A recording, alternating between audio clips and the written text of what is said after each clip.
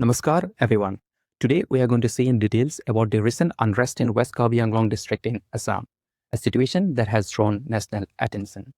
In this video, we will explain what triggered the unrest, why it turned violent, how authorities responded, and what it meant for tribal rights in India.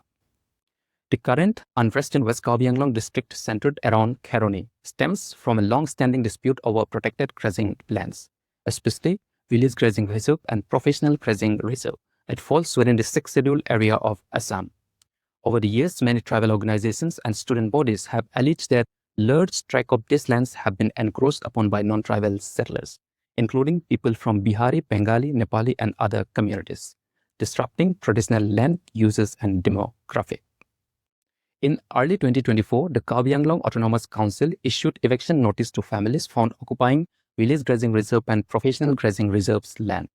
This eviction drive was challenged in the Guwahati High Court, resulting in interim stays, which frustrated both local leaders and indigenous groups, who felt that encroachment were continuously unchecked.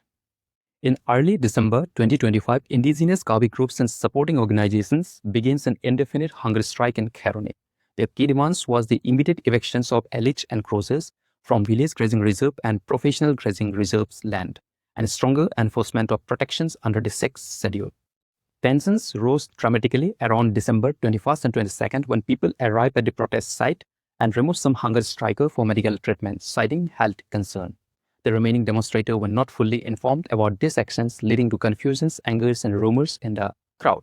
This incident is widely seen as the spark that triggered broader unrest, as large number of protesters, feeling betrayed and ignored, marched away from the hunger strike site toward nearby towns and administrative centers, including Donghamuk and Kheroni Bazaar. On December 22nd and 23rd, peaceful protests moved into violent confrontations. Protesters set fire to buildings, including the ancestral residence of the chief executive members of Karbi Anglong Autonomous Council, Thuliram Ronghang, and multiple shops and structures in Kheroni and Donghamuk area were vandalized. Clashes erupted between tribal protesters and security force, where stones, bombs, sticks, arrows, and other projectiles were used. Police resorted to tear gas, lathi charge, and limited firing as attempt to disperse large crowd intensified. Many police and paramilitary persons were injured, including senior officers, as crowd confronted security forces. By December 23rd, at least 2 people were reported dead. A Karbi youth, Singthi Timang, reportedly killed by police firing, and Suraj De, a young man from a non-tribal community, was found inside a building that was set ablaze during the unrest. Dozens of security personnel and civilians were injured in clashes and arson.